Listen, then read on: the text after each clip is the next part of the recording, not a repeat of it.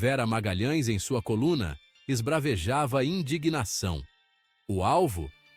Pablo Marçal, figura controversa catapultada para o palco político. A elite paulistana, segundo ela, era a responsável pela ascensão do personagem. A fúria, aparentemente justificada, ecoava um sentimento comum, o incômodo com a escalada de figuras disruptivas no cenário nacional. Mas seria essa indignação genuína? Ou estaríamos diante de um teatro cuidadosamente orquestrado, onde a máscara da crítica esconde um emaranhado de conivências e jogos de poder? A princípio, a concordância com a crítica de Magalhães é quase instintiva. Afinal, quem ousaria defender figuras como Marçal, com seu histórico de falas polêmicas e atitudes questionáveis? É fácil, confortável até, aderir ao coro de reprovação, apontar o dedo para o outro e se colocar no lado certo da história. Mas essa zona de conforto ideológica pode ser um terreno perigoso. É preciso ir além do superficial, questionar as narrativas prontas e buscar a verdade por trás da cortina de fumaça da indignação seletiva. E se Marçal, com toda sua bizarrice e inadequação, for apenas a ponta do iceberg, um sintoma e não a doença em si, um bode expiatório conveniente para desviar o olhar da verdadeira raiz do problema, o sistema que permite, e até mesmo incentiva, a ascensão de figuras como ele. Um sistema onde a elite econômica dita as regras do jogo, financia campanhas e molda narrativas, enquanto a mídia, muitas vezes cúmplice, atua como porta-voz dos interesses dominantes. As feridas do passado ainda sangram, lembrando-nos constantemente das lutas e sacrifícios que marcaram a história do Brasil. Um lembrete constante da fragilidade da democracia, que pode ser abalada por interesses escusos e manipulações, e do papel nefasto que a mídia pode desempenhar, influenciando opiniões e moldando narrativas de acordo com interesses particulares. O golpe contra Dilma Rousseff, que abalou as estruturas políticas do país, foi orquestrado nos bastidores do poder, com o apoio explícito de parte da imprensa, que se aliou a forças políticas para derrubar a presidente eleita democraticamente.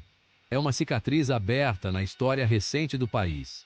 Um evento que ainda ressoa nas mentes e corações dos brasileiros. A Operação Lava Jato, inicialmente aclamada como um símbolo de combate à corrupção, revelou-se com o tempo uma ferramenta política, utilizada para perseguir adversários e desestabilizar governos, e abrir caminho para a ascensão de uma nova ordem, que prometia mudanças, mas nem sempre pautada pela ética e pela justiça. A história recente do Brasil é um testemunho de como a política e a mídia podem se entrelaçar, criando um cenário complexo e muitas vezes sombrio, onde a verdade é frequentemente a primeira vítima. A elite paulistana, com seu poderio econômico e influência política, molda os destinos da cidade e, por extensão, do país. Não pode se eximir de sua parcela de responsabilidade. Eles estão no centro das decisões que afetam milhões de vidas.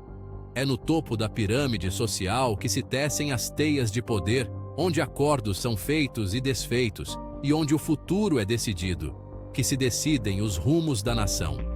As políticas públicas, as reformas econômicas e até mesmo as crises são orquestradas por essa elite. A ascensão de figuras como Marçal não é um fenômeno isolado, mas sim um reflexo de um sistema que perpetua a desigualdade.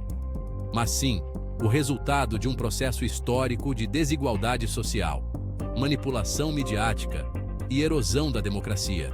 A mídia, muitas vezes, atua como um braço desse poder invisível. É a mão invisível do mercado, que dita as regras do jogo econômico e social, agindo em conluio com a classe política, criando um ciclo vicioso de poder e influência, que cria o terreno fértil para o caos e a instabilidade. A população, muitas vezes, é deixada à mercê dessas forças, lutando para sobreviver em um sistema que parece estar sempre contra ela.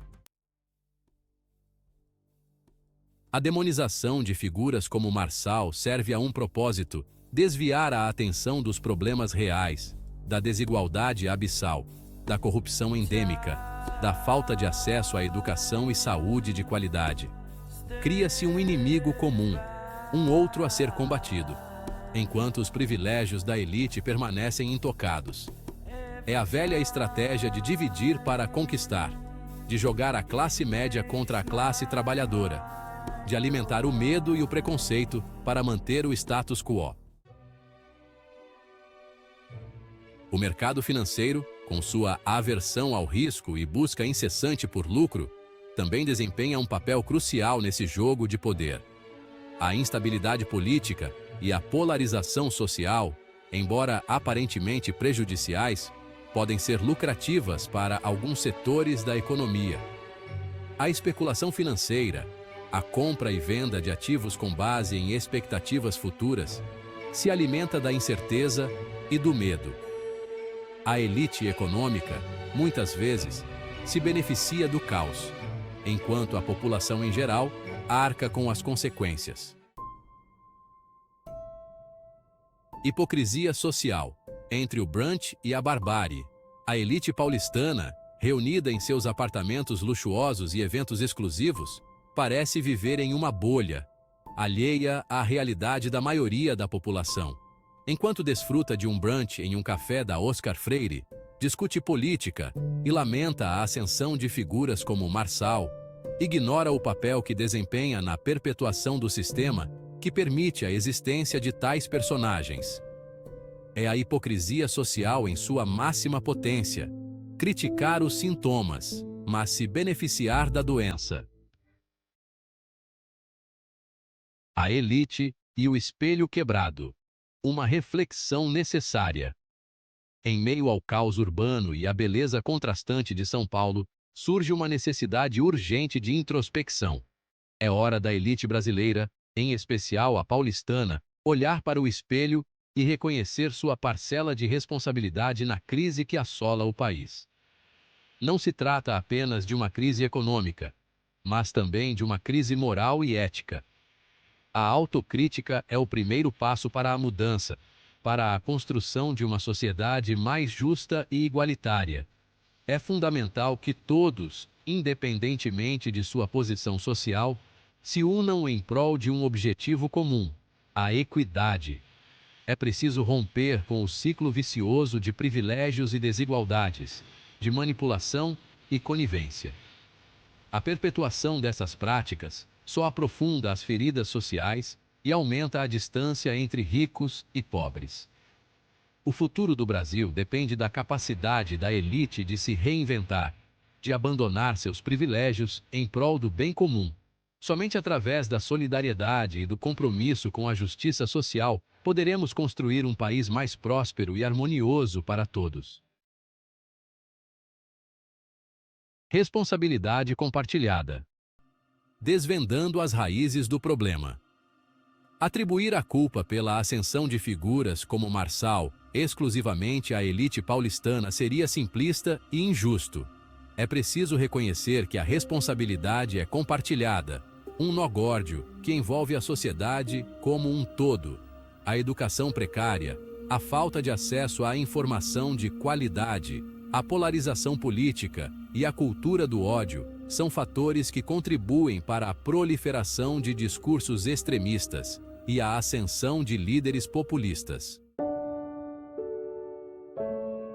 O futuro do Brasil se desenha incerto, como uma névoa densa que impede a visão clara do caminho a seguir. A ascensão de figuras como Marçal é um sintoma preocupante da crise política e social que assola o país. Cabe à sociedade brasileira como um todo buscar soluções para os problemas estruturais que permitem a proliferação de discursos extremistas e a erosão da democracia. É preciso um novo olhar, mais crítico e consciente, para construir um futuro mais justo e igualitário para todos os brasileiros.